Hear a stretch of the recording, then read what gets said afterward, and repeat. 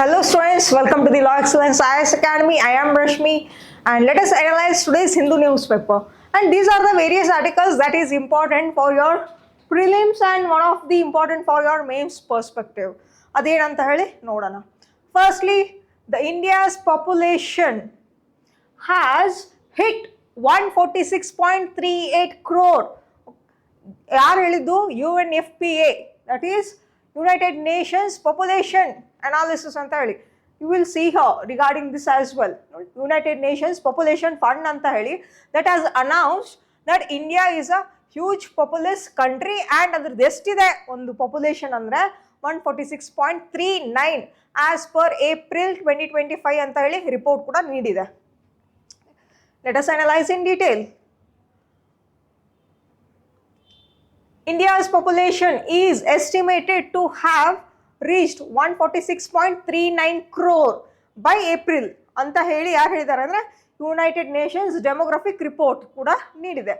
It is based on ನೋಡಿ ಈ population ಏನಾಗ್ತದೆ ಅಂತಂದ್ರೆ not only it will count the population of India, okay, it has also counted the TFR, that is total fertility rate. ಈ total fertility ರೇಟನ್ನು ಕೂಡ ಅದೇನು ಮಾಡಿದೆ ಅಂತಂದರೆ it has analyzed. ಏನದು ಟೋಟಲ್ ಫರ್ಟಿಲಿಟಿ ರೇಟ್ ಅಂದರೆ this TFR means it is the woman during her reproductive age ಎಷ್ಟು ಒಂದು ಮಕ್ಕಳಿಗೆ ಜನ್ಮವನ್ನು ನೀಡ್ತಾಳೆ ಅನ್ನೋದು that is the TFR. Okay, the total fertility rate means the woman she will give a birth during her reproductive age. Okay, ಎಷ್ಟು ಮಕ್ಕಳಿಗೆ ಜನ್ಮವನ್ನು ನೀಡ್ತಾಳೆ ಒಂದು reproductive ಏಜ್ನಲ್ಲಿ ಅಂತ ಹೇಳಿ that is called as TFR. And ಆ TFR ನೋಡಿ ಎಷ್ಟು ಡಿಕ್ಲೈನ್ ಆಗ್ತದೆ ಅಂತಂದರೆ ಡಿಕ್ಲೈನ್ ಆಗಿ ನಾವು it is been 1.9. ಸಿಯೋ it is 1.9. ಮುಂಚೆ ಎಷ್ಟಿತ್ತು ಅಂದರೆ it was 2.1. C how it was bin replaced. Replacement level ಅಂತಂದರೆ ಪ್ರೀವಿಯಸ್ ಲೆವೆಲ್. ಆ ರೀಪ್ಲೇಸ್ಮೆಂಟ್ ಲೆವೆಲ್ ನೋಡಿ it varies from one country to the other country. Afghanistanನಲ್ಲಿ it is more than 4%. Pakistanದು ನೋಡೋಣ. Okay, let us see in the article in here. This is the graph that is regarding the total fertility rate. Total fertility rate ಎಷ್ಟಿದೆ ಅಂತ ಹೇಳಿ ನಮ್ಮ neighbouring countries ನೋಡೋಣ. ಇವಾಗ ಅಫ್ಘಾನಿಸ್ತಾನ್ ಎಷ್ಟಿದೆ, it is 4.7. ಅಂದರೆ ಪ್ರತಿಯೊಂದು ಹೆಣ್ಣು ಮಗಳು ಅಲ್ಲಿ ಎಷ್ಟು ಆವ್ರೇಜ್ ಜನ್ಮವನ್ನು ನೀಡ್ತಾಳೆ ಅಂದರೆ ಇಟ್ ಈಸ್ 4.7, ರೌಂಡ್ ಅಬೌಟ್ 5% ಅಂತ ಹೇಳಿ. 5 ಮಕ್ಕಳಿಗೆ ಜನ್ಮವನ್ನು ಕೊಡ್ತಾಳೆ ಒಂದು ಹೆಣ್ಮಗಳು ಎಲ್ಲಿ ಅಫ್ಘಾನಿಸ್ತಾನಲ್ಲಿ ಅಂತ ಹೇಳಿ ಆ ಥರ. ಪಾಕಿಸ್ತಾನ್ ನೋಡಿ it is 3.5, Bangladesh 2.1, India it is 1.9 and also Nepal and Sri Lanka all these are equal in number. And Bhutan, China ನೋಡಿ ಬರೀ 1. ಹೌದಾ, ಈ ಥರ ಏನು ಅಂದರೆ ಡಿಕ್ಲೈನ್ ಆಗ್ತಾ ಇದೆ. ಎಸ್ಪೆಷಲಿ ಚೈನಾದಲ್ಲಿ ನೋಡಿ ಜಾಸ್ತಿ. There are lot of aged people over there. Old age ಏನೋರು ತುಂಬ ಜಾಸ್ತಿ ಇದ್ದಾರೆ ಇವಾಗ ಚೈನಾದಲ್ಲಿ. ಆ್ಯಂಡ್ ಜಪಾನ್ನಲ್ಲಿನೂ ನಾವು ನೋಡ್ತಾನೆ ಬರ್ತಾ ಇದ್ದೀವಿ. ಹೌದಾ, ಜಪಾನ್ನಲ್ಲಿ ಯೂತ್ಸ್ಗಳು ಜಾಸ್ತಿ ಇಲ್ಲ. ಜಪಾನ್ನಲ್ಲಿ ಏನಿದೆ old age people are more in Japan because due to the declining of population of youths over there. ಹೌದಾ, ಈ ಥರ ಏನು ಅಂದರೆ ಟೋಟಲ್ ಫರ್ಟಿಲಿಟಿ ರೇಟ್ ಮೇಂಟೈನ್ ಮಾಡಬೇಕು. ನಮ್ಮ ದೇಶದಲ್ಲಿ ಏನಾಗ್ತಾ ಇದೆ, ಪಾಪ್ಯುಲೇಷನ್ ಜಾಸ್ತಿ ಆಗ್ತಿದೆ but total fertility rate decrease ಆಗ್ತಾ ಇದೆ. And what are the reasons for the decline in the total fertility rate ಅನ್ನೋದು ಇಲ್ಲಿ ಒಂದು ಕ್ವೆಶನ್ ಬರ್ತದೆ. Let us analyse that also. Very important data ಕೊಟ್ಟಿದೆ ನೋಡಿ. ಇಲ್ಲಿ ಏನು ಕೊಟ್ಟಿದೆ ಅಂತಂದರೆ the population is expected to grow to 170 crore. ನಮ್ಮ ದೇಶದ ಈ ಒಂದು ಪಾಪ್ಯುಲೇಷನ್ ಎಷ್ಟಿದೆ ಇವಾಗ 146 ಇದೆನಾ, ಅದು ಎಲ್ಲಿವರೆಗೂ ಆಗ್ಬೋದು, it might reach to 170 crore. 170 crore ಅದು ಯಾವಾಗ ರೀಚ್ ಆಗ್ತದೆ ಆ್ಯಂಡ್ ಆಫ್ಟರ್ ದ್ಯಾಟ್ ಏನಾಗ್ತದೆ, it will directly dip. Okay, ಅಂದರೆ ಕಡಿಮೆ ಆಗ್ತಾ ಬರ್ತದೆ. ವೆನ್ ಇಟ್ ರೀಚಸ್ 170 ಇವಾಗ ನೋಡಿ ಪೀಕ್ನಲ್ಲಿ ಹೋಗ್ತದೆ. ಪೀಕ್ನಲ್ಲಿ ಹೋದಾದ್ಮೇಲೆ ಏನಾಗ್ತದೆ, it starts to drastically to decrease. ಅದು ಯಾವಾಗ ಅಂತಂದರೆ after 40 years. After 40 years it starts to decrease. ಹೌದಾ, ಈ ಥರ ಆಗ್ತಾ ಬರ್ತದೆ. So before starting to drip in about 40 years. 40 ವರ್ಷ ಆದಮೇಲೆ ನೋಡಿ ನಮ್ಮ ದೇಶದಲ್ಲಿ ಏನಾಗ್ತದೆ, ಯೂತ್ಗಳ ಸಂಖ್ಯೆ ಕಡಿಮೆ ಆಗ್ತದೆ. Old age people, percentage of the old age people will be very high during that time after 40 years ಅಂತ ಹೇಳಿ UN FPA ನವರೇ ಹೇಳ್ತಾ ಇದ್ದಾರೆ. The report titled The State of a World Population 2025. ಈ ಒಂದು ಟೈಟಲ್ ಅಡಿಯಲ್ಲಿ ಇಂಡಿಯಾಸ್ ಪಾಪ್ಯುಲೇಷನ್ ಎಷ್ಟಿದೆ ಅಂತ ಹೇಳಿ ಇಟ್ ವಾಸ್ ಗಿವನ್. ನೋಡಿ, India the world's most populous nation ಅಂತ ಹೇಳಿ ಆಲ್ರೆಡಿ ಡಿಕ್ಲೇರ್ ಆಗಿದೆ. ಅಂಡ್ ಚೈನಾದ ಎಷ್ಟಿದೆ ಕರೆಂಟ್ ಪಾಪ್ಯುಲೇಷನ್ ಅಂದ್ರೆ, the current population of China is, see how, okay, the current population of China is 141.61 crore, round about 5 crore ನಮ್ದು India population ಜಾಸ್ತಿ ಆಗಿದೆ compared to the China. But ಚೈನಾದಲ್ಲಿ ಮುಂಚೆ ಏನಿತ್ತು, ಒನ್ ಚೈಲ್ಡ್ ಪಾಲಿಸಿ ಇತ್ತಲ್ವಾ, it was been removed. ಇವಾಗ ಏನಂತಂದ್ರೆ minimum 2 children ಆದ್ರೂ ಇರಲಿ ಅಂತ ಹೇಳಿ ಪರ್ ಫ್ಯಾಮಿಲಿಗೆ ದೇ ಹ್ಯಾವ್ ಅನೌನ್ಸ್ಡ್. ಬಟ್ ಇಂಡಿಯಾದಲ್ಲಿ ಏನಾಗ್ತಾ ಇದೆ, there is no regarding such laws. ನಮ್ಮಲ್ಲಿ ಬರೀ 2 ಮಕ್ಕಳು ಇರಬೇಕು, 3 ಮಕ್ಕಳು ಇರಬೇಕು ಅಂತ ಹೇಳಿ ಯಾವುದೇ ಥರದ ರೂಲ್ಸ್ಗಳು ಇನ್ನೂ ಮಾಡಿಲ್ಲ ಗೌರ್ಮೆಂಟ್ ಆಫ್ ಇಂಡಿಯಾದವರು. ಬಟ್ ಏನು ಅಂತಂದ್ರೆ, ನೆನ್ನೆ ಏನು ಅಂತಂದ್ರೆ ಸುಪ್ರೀಂ ಕೋರ್ಟ್ ಒಂದು ತೀರ್ಪನ್ನು ನೀಡ್ತು that any of the woman, okay, if she gives a birth for 2, maximum of 2 children, she can avail this maternity benefits. Maternity benefits ಅನ್ನ ಅವಳು ತಗೊಳ್ಬಹುದು. ಎಷ್ಟು ಅಂದ್ರೆ it should not exceed more than 2 children ಅಂತ ಇತ್ತು. ನಾವು the supreme court has given the judgement that ಏನಾದರೂ remarriage ಆಗಿದ್ಲು ಅಂತಂದ್ರೆ, ಯಾವುದೇ ಒಂದು ಹೆಣ್ಮಗಳು ನೋಡಿ, ಮುಂಚೆ ಏನಿತ್ತು ಅಂತಂದ್ರೆ, ಯೂಶಲಿ ಏನಿತ್ತು, ನೀವೇನಾದರೂ ಮ್ಯಾಟರ್ನಿಟಿ ಒಂದು ಬೆನಿಫಿಟ್ನ ಅವೈಲ್ ಮಾಡಬೇಕು ಈ ಹೆಣ್ಣು ಮಕ್ಕಳು ಅಂತಂದ್ರೆ, ಮ್ಯಾಟರ್ನಿಟಿ ಬೆನಿಫಿಟ್, ಮ್ಯಾಟರ್ನಿಟಿ ಬೆನಿಫಿಟನ್ನು ಅವೈಲ್ ಮಾಡ್ಬೇಕಂದ್ರೆ ಎಷ್ಟು ಅಂದರೆ 1 or 2 children, 1 child or 2 childrenಗೆ she can avail the maternity belief, ಅಂದರೆ 6 months ಪೇಯ್ಡ್ ಲೀವ್ಸ್ಗಳನ್ನು ಅವ್ರು ತೊಗೊಳ್ಬಹುದಾಗಿತ್ತು. ಇವಾಗ ಏನು ಅಂತಂದ್ರೆ, ನೆನ್ನೆ ಸುಪ್ರೀಂ ಕೋರ್ಟ್ ಏನು ಹೇಳಿದೆ ಅಂತಂದ್ರೆ, ನಾವ್ it has told that one of the woman, okay, from Kerala, she is a teacher, she went to the Supreme Court, she has appealed for Supreme Court that she was already into the second marriage, okay, second husband idru, second marriage hogidlu, she was having the second marriage, that is the remarriage antanu kariತೀವಿ.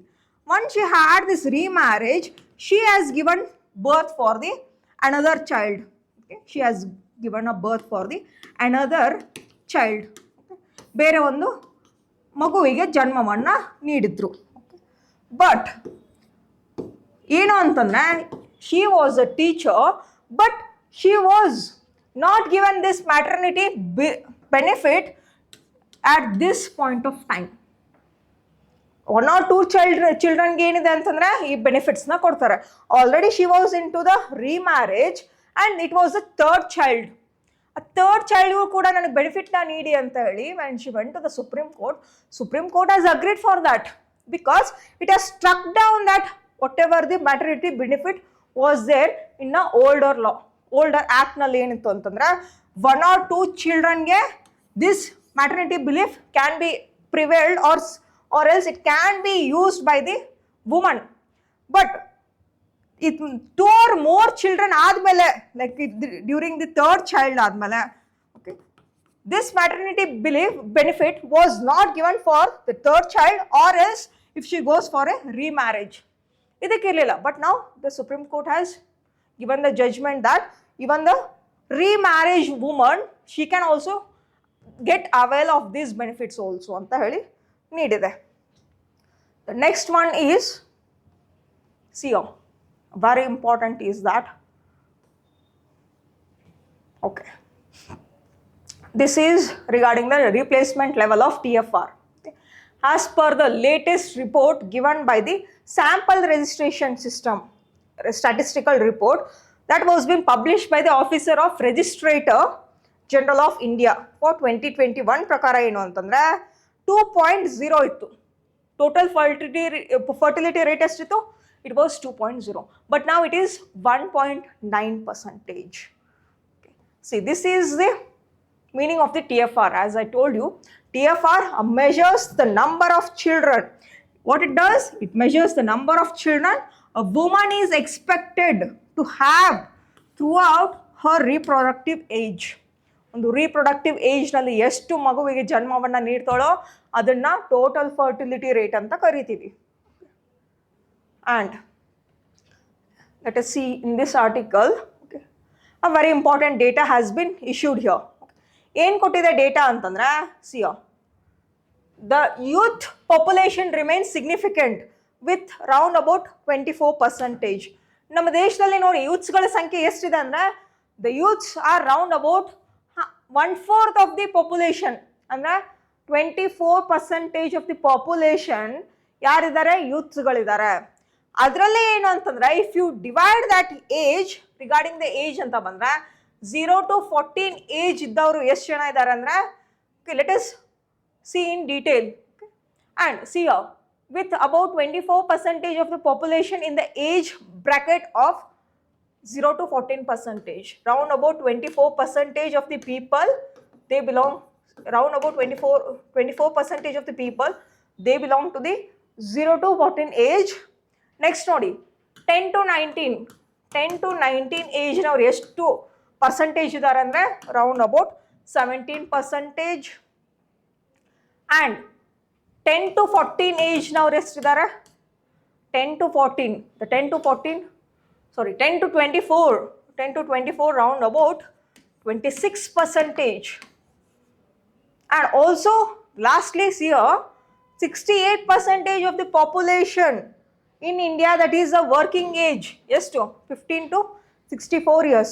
15 years ಏನಕ್ಕೆ choose ಮಾಡಿದ್ದಾರೆ 15 years ಏನಕ್ಕೆ choose ಮಾಡಿದ್ದಾರೆ ಅಂತಂದ್ರೆ see here, the prohibition of the children to work in industries have been removed. ಹೌದಾ, ಎಲ್ಲಿಂದ ಇದೆ ಅದು article? the article is round about 24 article 24 ಏನು ಹೇಳ್ತದೆ? article 24 of the constitution, below the age of 14 they should not work in hazardous and also the non hazardous industries. ಎಲ್ಲೂ ಕೂಡ work ಮಾಡ್ಲಿಕ್ಕೆ ಅವಕಾಶ ಇಲ್ಲ. and article 21A ಏನು ಹೇಳ್ತದೆ? below the age of 14 years they should have the compulsory and free education in India. ಹೌದಾ, 14 age ವರೆಗೂ ಯಾರು ವರ್ಕ್ ಮಾಡುವಾಗಿಲ್ಲ, ಯಾವುದೇ ಮಕ್ಕಳು ಹಜಾರ್ಡಸ್ ನಲ್ಲಿ ಅಥವಾ ನಾನ್ ಹಜಾರ್ಡಸ್ ಫ್ಯಾಕ್ಟ್ರೀಸ್ ನಲ್ಲಿ. ಹೌದಾ, 15 ಏಜ್ ಇಂದ they have considered. Okay, 15 to 64 years. ಈ 15 to 64 ಇಯರ್ಸ್ ಅಂತ ಕನ್ಸಿಡರ್ ಮಾಡಿದ್ರೆ ಎಷ್ಟಿದ್ದಾರೆ? 15 to 64 ಇಯರ್ಸ್ ಅಂತ ಕನ್ಸಿಡರ್ ಮಾಡಿದ್ರೆ round about 68% of the people, they are working people in India. Okay, you can just write down this data. Okay, whenever you will get the relevant question in your mains answer writing. Okay. And also elder population ಎಷ್ಟಿದೆ ನೋಡಿ, elderly population, that is from 65 and older, these people round about 7% of the population is in India. ನಮ್ಮ ದೇಶದಲ್ಲಿ old age ಪೀಪಲ್ಗಳ ಜನಸಂಖ್ಯೆ ಎಷ್ಟಿದೆ ಅಂದರೆ it is round about 7%. and yes, and also the very important is that the United Nations report says that the life expectancy at birth is increased in India. ಎಷ್ಟಿದೆ life expectancy according to the 2025 report ಪ್ರಕಾರ it is 71 years for men and 74 years for women. ನಮ್ಮ ದೇಶದಲ್ಲಿ life expectancy rate ಎಷ್ಟಿದೆ ಅಂತಂದ್ರೆ round about for men is 71 years for men and 74 years for women. ಅಷ್ಟಿದೆ life expectancy rate in India. This is regarding this article. Let us see what is UNFPA. Already I told you, ಹೌದಾ, United Nations population fund ಅಂತ ಹೇಳಿ. ಇದು ಹೊಸ ಹೆಸರು. ಹಳೆ ಹೆಸರು ಏನಿತ್ತು ಅಂದ್ರೆ the farmer name of this is the United nation fund for population activities ಅಂತ ಹೇಳಿ. United nation fund for population activities. It is an US agency and that will give the report regarding the birth control ಆಗಿರ್ಬೋದು and also child marriage ಗಳಾಗಿರ್ಬೋದು, gender based violence, obstetric fistula and also female genital mutilation. This is all regarding this United Nations Fund for Population Activities anta heli. See, you can see here, this is the logo and this was been formed in 1969. The next is blaze on cargo vessel sparks oil spilled alert of Kerala coast. Kerala ಕೋಸ್ಟಲ್ಲಿ ಏನಾಯಿತು ಅಂದ್ರೆ one of the cargo ship has been burned off and for rescuement of this ship the Samudra Prahari and ಸಾಚೇತ್ ಎರಡು ಬೇರೆ ನಮ್ಮ ಹಡಗುಗಳು ಬಂದು ಏನು ಮಾಡ್ತು ಅಂದ್ರೆ ಅಲ್ಲಿರುವಂಥ ಜನರನ್ನ ರೆಸ್ಕ್ಯೂ ಮಾಡ್ತು. Nearly 6 people have been rescued, 6 working people have been rescued, and also China have ಏನು ಅಂತಂದ್ರೆ ಚೈನಾದವ್ರು ಏನು ಹೇಳಿದ್ದಾರೆ ಅಂತಂದ್ರೆ they have thanked India as well in this regard. Okay, because those many of these working people in this cargo ship were Chinese ಪೀಪಲ್ಗಳು ಜಾಸ್ತಿ ಇದ್ರು and they have thanked the Indian navy force as well. See here, the name of that ship is MV Van Hey 403 ಅಂತ ಹೇಳಿ, ಸಾರಿ 503 ಅಂತ ಹೇಳಿ, 503. and this is a Singapore flagged vessel. ಇದು Singapore flagged ship ಕೂಡ. But ಏನು ಅಂದ್ರೆ it was caught a fire. ಎಲ್ಲಿಂದ ಎಷ್ಟು ದೂರದಿಂದ ಅಂದ್ರೆ it was 88 nautical miles away from the Kozhikode. ಕೇರಳದಲ್ಲಿರುವಂಥ ಈ ಕೋಹಿಕೋಡ್ ನಲ್ಲಿ ಏನು ಅಂತಂದ್ರೆ ಅದರಷ್ಟು ದೂರ ಆಗಿತ್ತು, 88 nautical miles ಅಷ್ಟು. And in that ship there were hazardous containers also. It was in the form of liquid flammable ಲಿಕ್ವಿಡ್ಗಳಿದ್ವು ಆ್ಯಂಡ್ ಆಲ್ಸೋ ಸಾಲಿಡ್ ಕೂಡ ಇದ್ವು. ಆ್ಯಂಡ್ ಇದಕ್ಕೆ ಆಲ್ರೆಡಿ ಏನು ಅಂತಂದರೆ 6 people have been admitted to the hospital and still 4 of the people have been missing. Along with that ಏನು ಅಂತಂದ್ರೆ the very important is Indian National Centre for Ocean Information Services ಅಂತ ಹೇಳಿ, ICOIS. Okay, INCOIS ಅಂತ ಹೇಳಿ, INCOIS very important. Indian National Centre for Ocean Information Services. ಅವ್ರ ಕೆಲಸ ಏನು ಅಂತಂದ್ರೆ they are the one who issued the warning for the advisories in order to rescue the ship from the oil spill. ಅದರಲ್ಲಿ ತುಂಬ ಕೆಲವೊಂದಿಷ್ಟು ಕಂಟೈನರ್ಸ್ಗಳು ಆಯಿಲ್ಗಳನ್ನ ಕೂಡ ಹೊಂದಿದ್ವು. And there were oil spill also, and the oil has been leaked from the containers. And that will damage what? That will damage the marine system. Marine ಸಿಸ್ಟಮನ್ನು ಏನು ಮಾಡ್ತದೆ? Damage ಮಾಡ್ತದೆ ಅದು ಆಯಿಲ್ ಸ್ಪಿಲ್ ಆದ್ರೆ, ಹೌದಾ? And also they were flammable containers also in that. And also it contains including flammable liquids, solids, and solids that can spontaneously combust and substances harmful to the human health as well. And which are the ships that have rescued this is that ಒಂದು ಸಮುದ್ರ ಪ್ರಹಾರಿ ಅಂತ ಹೇಳಿ and also the Sachet. Those have rescued. And very important ನೋಡಿ ಇಲ್ಲಿ, this might ask mains ನಲ್ಲಿ ಕೂಡ you can just write containers ಅಂತ ಅಂದಾಗ ಇವಾಗ ಎಲ್ಲ ತರಹದ ಕಂಟೈನರ್ಸ್ಗಳನ್ನು ಅದು ಏನು ಮಾಡ್ತದೆ? Ship it will just transport. But there are classification of that containers as well. ಏನಿದೆ ಕ್ಲಾಸಿಫಿಕೇಶನ್ ಅಂತಂದ್ರೆ ದೇರ್ ಆರ್ ಫ್ಲೇಮೇಬಲ್ ಲಿಕ್ವಿಡ್ಸ್ಗಳನ್ನು ಎಲ್ಲಿ ಹಾಕಿರ್ತಾರೆ ಅಂದರೆ ಕ್ಲಾಸ್ 3 ನಲ್ಲಿ ಡಿವೈಡ್ ಮಾಡಿ ಅಲ್ಲಿ ಕ್ಲಾಸಿಫಿಕೇಶನಲ್ಲಿ ಕೊಟ್ಟಿದ್ದಾರೆ. Including in class 3 of hazardous materials. Whatever the hazardous materials are there, it comes under class 3. And also nodi flammable solids ide alva, that comes under class 4.1. Class 4.1 alli ee ಒಂದು hazardous na add ಮಾಡಿರ್ತಾರೆ.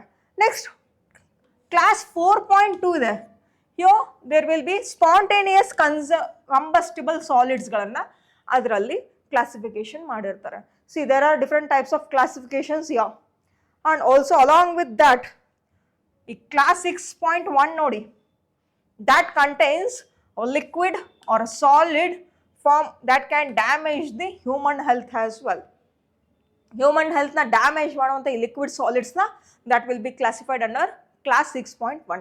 ಈ classification ಎಲ್ಲ ಮಾಡೋರು ಯಾರು ಅಂತಂದ್ರೆ there is one organization called as International Maritime Organization ಅಂತ ಹೇಳಿ.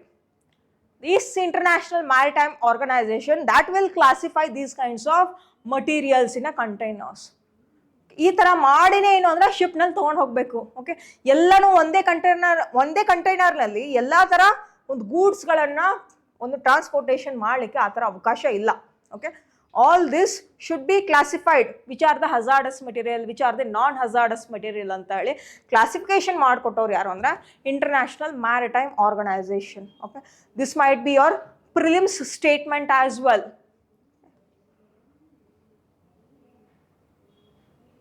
ನೋಡಿ, the containers contain flammable resin solution, environmentally hazardous benzophenone ಅಂತ ಹೇಳಿ, nitrocellulose with alcohol we know that is flammable, and also printing ink ಆಗಿರಲಿ.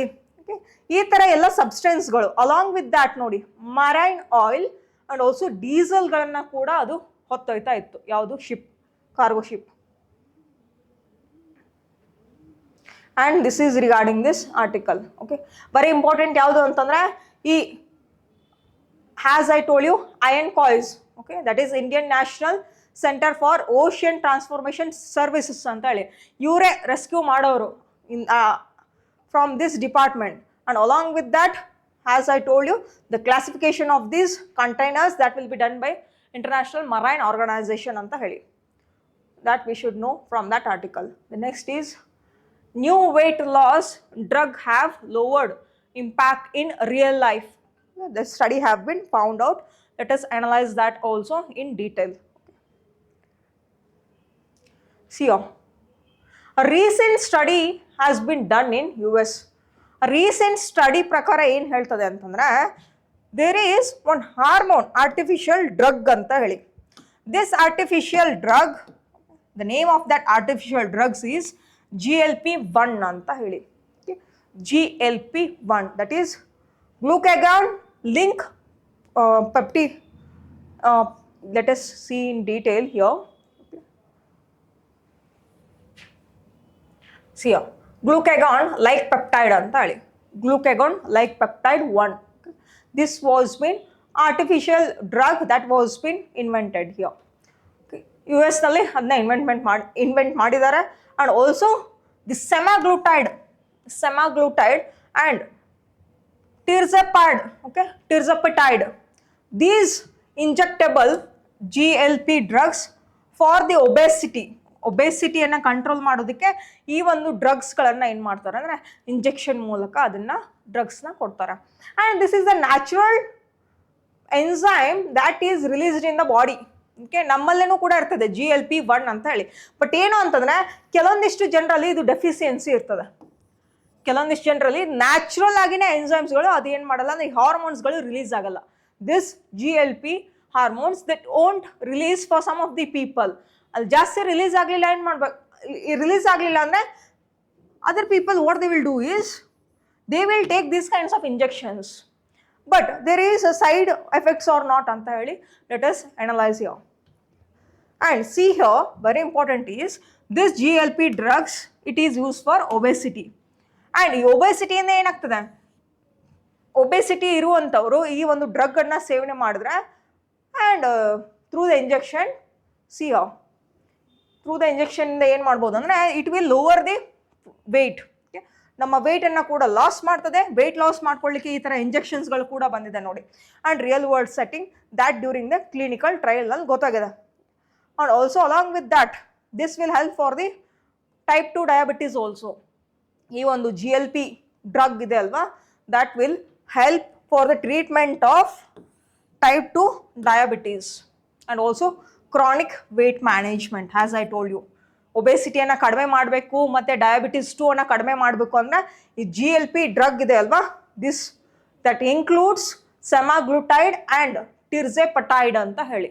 This is given in the form of injections.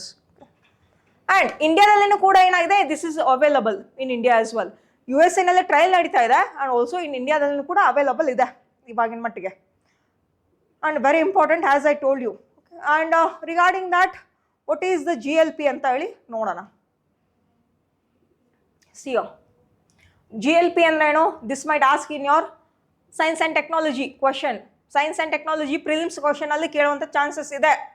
What is that? GLP-1. Okay, GLP-1 stands for glucagon like peptide 1 ಅಂತ ಹೇಳಿ. It is a hormonal regulator. ಎಲ್ಲರ ಬಾಡಿಯಲ್ಲೂ ಇದು ಏನಾಗ್ತದೆ, produce ಆಗ್ತಾ ಇರ್ತದೆ. This is the natural process. But GLP-1 ನೋಡಿ, ಏನಿದೆ ಅದು ಎಲ್ಲಿ ಪ್ರೊಡ್ಯೂಸ್ ಆಗ್ತದೆ ಅಂತಂದ್ರೆ it will be produced in small intestine.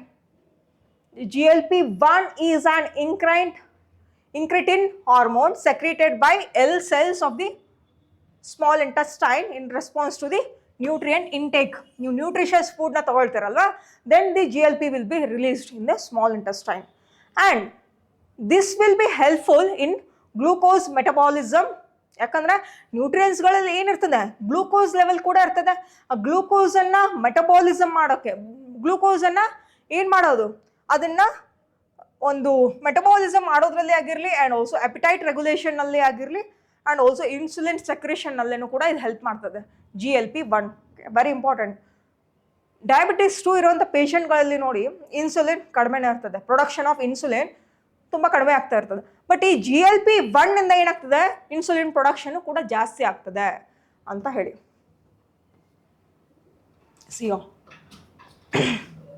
By suppressing ಗ್ಲೂಕಾಗಾನ್ GLP-1 reduces ಗ್ಲೂಕೋನಿಯೋಜೆನೆಸಿಸ್ ಅಂತ ಹೇಳಿ, new glucose production by the liver. Liver ಏನು ಪ್ರೊಡ್ಯೂಸ್ ಮಾಡ್ತದೆ, ಗ್ಲೂಕೋಸ್ನ ಪ್ರೊಡ್ಯೂಸ್ ಮಾಡ್ತದೆ. What the liver will do, it will produce the glucose. ಜಾಸ್ತಿ production ಮಾಡಬಾರ್ದು liver ಈ ಒಂದು ಗ್ಲೂಕೋಸ್ನ, ಒಂದು ಮೀಡಿಯಂ ಲೆವೆಲ್ನಲ್ಲಿ ಇರಬೇಕು, ರೇಂಜ್ನಲ್ಲಿ. ಓಕೆ, ಈ ಗ್ಲೂಕೋಸ್ ಸಿಂಥಸಿಸ್ ಆಗಬೇಕು, ಇದೆಲ್ಲವೂ ಕೂಡ ಈ ಬ್ರೇಕ್ ಡೌನ್ ಆಗಬೇಕು, ಸಿಂಥಸಿಸ್ ಆಗಬೇಕು. ಓಕೆ, ಆ ಸಿಂಥಸಿಸ್ ಆಗೋಕೆ GLP-1 will help. GLP-1 help ಮಾಡ್ತದೆ ಗ್ಲೂಕೋಸ್ ಸಿಂಥಸಿಸ್. ನೀವೇನೇ ನ್ಯೂಟ್ರಿಷಸ್ ಫುಡ್ ತೊಗೊಳ್ಳಿ, ಅದನ್ನ ಲಿವರ್ ಏನು ಮಾಡ್ತದೆ, it will secrete okay this kind of new glucose also. And ಈ ನ್ಯೂ ಗ್ಲೂಕೋಸನ್ನು ಏನು ಮಾಡಬೇಕು, ಸಿಂಥಸಿಸ್ ಮಾಡಬೇಕು ಅಲ್ವಾ. And also this contributes to lower fasting blood glucose level. So GLP-1 will help in lowering the fasting blood glucose level. ನಮ್ಮ ಬ್ಲಡ್ನೂ ಕೂಡ glucose level ಜಾಸ್ತಿ ಆಯಿತು ಅಂದರೆ ಏನು ಬರ್ತದೆ, ಡಯಾಬಿಟಿಸ್ 2 ಬರುವಂಥ ಚಾನ್ಸಸ್ ಜಾಸ್ತಿ. And improved insulin sensitivity. Okay, and insulin is produced where, just comment section, ಹೌದಾ, ಯಾವ್ದು ಲಿವರ್ ಮಾಡ್ತದೇನೋ ಆರ್ ಎಲ್ಸ್ ಒಂದು ಪ್ಯಾಂಕ್ರಿಯಾಸ್ ಪ್ರೊಡ್ಯೂಸ್ ಮಾಡ್ತದೇನೋ ಇನ್ಸುಲಿನ್ ಅನ್ನೋದು, just comment me. And also along with that ಏನು ಮಾಡ್ತದೆ, ಇನ್ಸುಲಿನ್ ಲೆವೆಲನ್ನು ಪ್ರೊಡಕ್ಷನ್ನ ಜಾಸ್ತಿ ಮಾಡುವಂಥ ಚಾನ್ಸಸ್ ಜಾಸ್ತಿ ಇದೆ ಈ ಒಂದು GLP-1 ಇಂದ. ಓಕೆ, GLP-1 ಇಂದ ಇನ್ಸುಲಿನ್ನ ಜಾಸ್ತಿ ಮಾಡ್ಬೋದು. ಇನ್ಸುಲಿನ್ ಜಾಸ್ತಿ ಮಾಡಿದ್ರೆ ಏನಾಗ್ತದೆ, this insulin will synthesise this glucose level in the blood. Okay, ಬಾಡಿಯಲ್ಲಿರುವಂಥ ಗ್ಲೂಕೋಸ್ ಲೆವೆಲ್ನ ಕಡಿಮೆ ಮಾಡ್ತದೆ. And also it will help in reducing the obesity and metabolic syndrome. And also it will reduce in weight loss as well. Okay, weight ಅನ್ನು loss ಮಾಡಲಿಕ್ಕೆ ಒಂದು ಕಡಿಮೆ ಮಾಡೋಕ್ಕೂ ಕೂಡ ಈ ಒಂದು GLP-1 ಹೆಲ್ಪ್ ಮಾಡ್ತದೆ. ಓಕೆ, ಒಂದು ಪ್ರಿಲಿಮ್ಸ್ ಬೇಸ್ಡ್ ಕ್ವಶನ್ ಇದು. ಸಿಯೋ ಆ್ಯಂಡ್ ನಮ್ಮ ದೇಶದಲ್ಲಿ ಏನಾಗ್ತದೆ ಅಂದರೆ ಕೆಲವೊಂದಿಷ್ಟು ಜನರಿಗೆ, ಈ ಒಬೇಸ್ ಇರುವಂಥ ಜನರಿಗೆ they have given this kind of injection, GLP-1 ಇರುವಂಥ ಇಂಜೆಕ್ಷನ್ ಒಬೇಸ್ ಜನರಿಗೆ ಕೊಟ್ಟಿದ್ದಾರೆ. ಬಟ್ ದೀಸ್ ಒಬೇಸ್ ಪೀಪಲ್ ಅದನ್ನೇನು ಮಾಡಬೇಕು, ಕಂಟಿನ್ಯೂಯೇಷನ್ ಆಫ್ ದ್ಯಾಟ್ ಮೆಡಿಸಿನ್ಸ್ನ ಎಲ್ಲ ಕೂಡ ಮಾಡಬೇಕಾಗ್ತದೆ. ಬಟ್ ಏನು ಅಂದರೆ ವಿದಿನ್ 3 monthsನಲ್ಲೇ ತೊಗೊಂಡು and they will discontinue that. ಆ ಡಿಸ್ಕಂಟಿನ್ಯೂ ಮಾಡಿದ್ರೆ ಏನಾಗ್ತದೆ, ಮತ್ತೆ ವೇಟ್ ರಿಡಕ್ಷನ್ ಆಗೋದಿಲ್ಲ. ಒಂದು continuous medication for certain period of ಇಯರ್ಸ್ವರೆಗೂ ಇಡಬೇಕು ಅದನ್ನ. ಓಕೆ, ಬರೀ 3 monthsವರೆಗೂ ಅದನ್ನು ಏನು ಅಂತಂದರೆ ಒಂದು ಪ್ರೊಸೀಜರ್ನ ಫಾಲೋ ಮಾಡಿ ಆಮೇಲೆ ಅದನ್ನ ಡಿಸ್ಕಂಟಿನ್ಯೂ ಮಾಡಿದ್ರೆ ಏನಾಗ್ತದೆ, ಮತ್ತೆ ವೇಟ್ ರೆಡ್ಯೂಸ್ ಆಗೋದಿಲ್ಲ ಆ್ಯಂಡ್ ಟೈಪ್ 2 ಡಯಾಬಿಟಿಸ್ ಕಡಿಮೆ ಆಗೋದಿಲ್ಲ ಅಂತ ಹೇಳಿ they have given in this clinical ಪ್ರೊಸೀಜರ್ನಲ್ಲಿ ಒಂದು ಏನು ಅಂತಂದರೆ ರಿಪೋರ್ಟ್ನ ಕೂಡ ನೀಡಿದ್ದಾರೆ most of the people. Okay, ಕೆಲವೊಂದಿಷ್ಟು ಡಾಕ್ಟರ್ಸ್ಗಳು they have given the report here. And so as I told you regarding all this. Okay, and let us move for the next topic. The next topic is initiate proceedings to elect deputy speaker, says Kharge in a letter to the Modi. Recent ಆಗಿ ಏನು ಅಂತಂದರೆ Congress president Mallikarjun Kharge ಅವರು he have written a letter for the Narendra Modi that conduct the elections, give a permission to conduct the elections for the deputy speaker since from 17th Lok Sabha election. Okay, 17th Lok Sabha elections ಯಾವಾಗ 2019 2024ವರೆಗೂ ನಡೆದಿರುವಂಥ ಎಲೆಕ್ಷನ್ನಲ್ಲಿ ಅಲ್ಲಿನೂ ಕೂಡ deputy speaker ಇರಲಿಲ್ಲ. There was no deputy speaker elected during 17th Lok Sabha election. ಇನ್ನು 18th Lok Sabha ಎಲೆಕ್ಷನ್ನ ಕೂಡ ಆಯಿತು, ಹೌದಾ?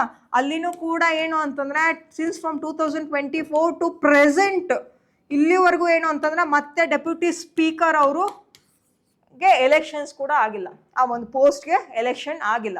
It is vacant. That post of the deputy speaker is vacant. Okay? And also along with this we can study and what are the constitutional procedure for the elections of the deputy speaker, and is it compulsory to just fill this seat or not anta heli nodana. See here, presiding officer of the presiding officer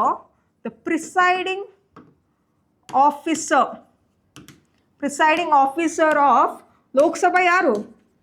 Presiding officer of Lok Sabha is speaker, hauda? Speaker ಅವರು ಇದ್ದಾರೆ. And ಸ್ಪೀಕರ್ಗೆ ಸಭಾಧ್ಯಕ್ಷರು ಅಂತ ಕರಿತೀವಿ, ಹೌದಾ? ಈ speaker ಅವರು if he is the highest rank officer ಇಂದ ಲೋಕಸಭಾದಲ್ಲಿ ಹೈಯೆಸ್ಟ್ ರ್ಯಾಂಕ್ ಆಫೀಸರ್ ಯಾರು? Speaker. The second highest rank ಯಾರಿಗೆ? Deputy speaker. Deputy speaker is the second highest rank in the Lok Sabha. And according to the constitution, the article 93 that tells it mandates compulsory, it mandates as soon as Lok Sabha elections, as soon as anta madide. Okay, as soon as after the Lok Sabha election, after the Lok Sabha elections, the seat of yardu? Speaker and deputy speaker shall be elected. Shall be anta ide nodi. Okay, shall be ಅಂದ್ರೆ ಕಂಪಲ್ಸರಿನೇ. as soon as ಅಂದ್ರೂ ಕೂಡ ಏನು ಬರ್ತದೆ? after the elections of ಲೋಕಸಭಾದಲ್ಲಿ ಇರುವಂಥ elections, general election of Lok Sabha ಆದಮೇಲೆ as soon as the election is held, speaker and deputy speaker ಒಂದು ಪೋಸ್ಟನ್ನು fill ಮಾಡಬೇಕು ಅಂತ ಹೇಳಿ 93rd ಆರ್ಟಿಕಲ್ನಲ್ಲೇ ಹೇಳ್ತದೆ. But it didn't mention regarding the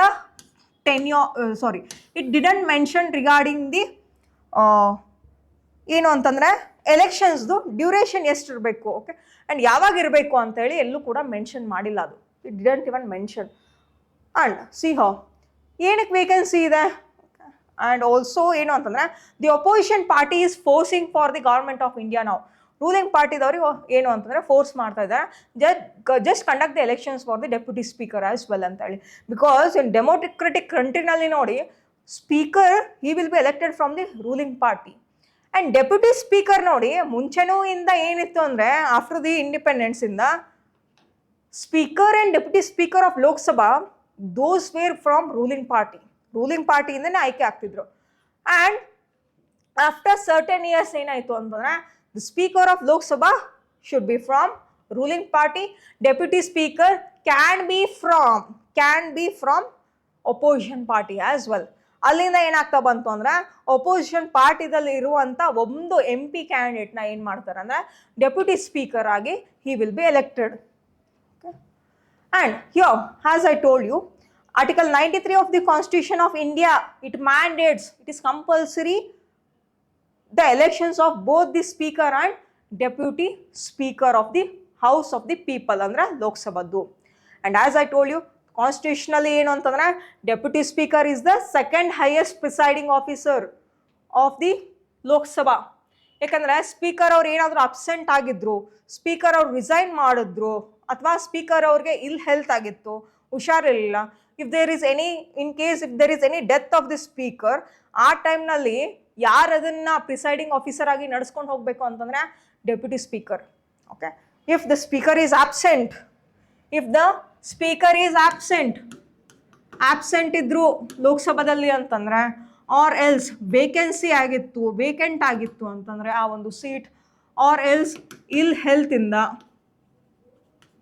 okay, R else death, ಈ ಎಲ್ಲ ಕಾರಣದಿಂದ ಏನಾದರೂ ಒಂದು ವೇಕೆಂಟ್ ಆಗಿತ್ತು ಅಂತಂದರೆ ಸ್ಪೀಕರ್, ಹೌದು, the deputy speaker will take in charge and he will just be a presiding officer while he is absent, while the speaker is absent, ಹೌದಾ. And as I told you, ಇವಾಗ ಏನು ಅಂತಂದ್ರೆ till ನಾವು till 16th Lok Sabha ಎಲೆಕ್ಷನ್ವರೆಗೂ ಏನು ಅಂತಂದರೆ there was a deputy speaker. Till 16th ಲೋಕಸಭಾವರೆಗೂ ಏನು ಅಂದರೆ ಡೆಪ್ಯೂಟಿ ಸ್ಪೀಕರ್ ಇದ್ದರು. ಬಟ್ 17th ಇಂದ there was no deputy speaker at all. Okay, and that is what the opposition party is condemning. ಏನಕ್ಕೆ ಅಂತಂದ್ರೆ ಈ ಒಂದು ಕಾನ್ಸ್ಟಿಟ್ಯೂಷನ್ನಲ್ಲಿ ಒಂದು ಡೆಪ್ಯೂಟಿ ಸ್ಪೀಕರ್ ಅಂತ ಸ್ಥಾನನ ಯಾವಾಗಲೂ ಫಿಲ್ ಆಗಿರ್ತದೆ, ಅದು ಹೌದಾ, ಯಾವಾಗಲೂ ಎಂಟಿ ಇರೋದಿಲ್ಲ. ಬಟ್ ಏನು ಅಂತಂದ್ರೆ they have condemning that, the opposition party is condemning that, however for the first time in the independent India's history, since from independent, okay, 1947 ಅಂದರೆ 1951-52ನಲ್ಲಿ ಲೋಕಸಭಾ ಎಲೆಕ್ಷನ್ ಆಯಿತು ಫಸ್ಟ್ ಟೈಮ್, 1951 to 52, ಹೌದಾ. 1951-52ನಲ್ಲಿ ಫಸ್ಟ್ ಲೋಕಸಭಾ ಎಲೆಕ್ಷನನ್ನು ಹಿಡಿದು ಇಲ್ಲಿವರೆಗೂ ಏನು ಅಂತಂದರೆ ಡೆಪ್ಯೂಟಿ ಸ್ಪೀಕರ್ ಒಂದು ಏನು ಅಂತಂದರೆ ಪೋಸ್ಟ್ ವೇಕೆಂಟ್ ಇರಲಿಲ್ಲ. But in 17th and 18th Lok Sabha ಎಲೆಕ್ಷನ್ಸ್ನಲ್ಲಿ ಅದು ಅನ್ಫಿಲ್ ಆಗಿದೆ. ಓಕೆ, ದಟ್ ಈಸ್ ವೈ ಏನು ಅಂತಂದರೆ just make the elections for the deputy speaker post ಅಂತ ಹೇಳಿ the opposition party leader is also forcing for the elections for this deputy speaker. Okay, ಯಾಕಂತಂದ್ರೆ deputy speaker usually he's from the opposition party itself. But ಎಲ್ಲೂ ಕೂಡ ಏನು ಅಂತಂದ್ರೆ ಅದು mention ಇಲ್ಲ. Okay, ಇನ್ನು ಕಾನ್ಸ್ಟಿಟ್ಯೂಷನಲ್ಲಿ ಸ್ಪೀಕರ್ ರೂಲಿಂಗ್ ಪಾರ್ಟಿ ಅಥವಾ ಹೇಳಿ ಅವ್ರ ಎಲ್ಸ್ ಈ ಡೆಪ್ಯೂಟಿ ಸ್ಪೀಕರ್ ಅಪೋಸಿಷನ್ ಪಾರ್ಟಿನಿಂದನೇ ಅವರು ಆಯ್ಕೆಗೊಳ್ಬೇಕು ಅಂತೇಳಿ ಎಲ್ಲೂ ಕೂಡ ಕಾನ್ಸ್ಟಿಟ್ಯೂಷನಲ್ಲಿ ಕೊಟ್ಟಿಲ್ಲ. ಬಟ್ ಏನು ಅಂದರೆ ಕನ್ವೆನ್ಷನ್ ಮೂಲಕ ಇಟ್ ಈಸ್ ದರ್. ಕನ್ವೆನ್ಷನ್ ಮೂಲಕ ಏನು ಅಂತಂದರೆ ಡೆಪ್ಯೂಟಿ ಸ್ಪೀಕರ್ ಒಂದು ಪೋಸ್ಟ್ನ ಫಿಲ್ ಮಾಡಬೇಕು ಅಂತ ಹೇಳಿ ಇದೆ. This is regarding this article. Okay, I hope that you have understood all these articles, and let us see you tomorrow. Thank you.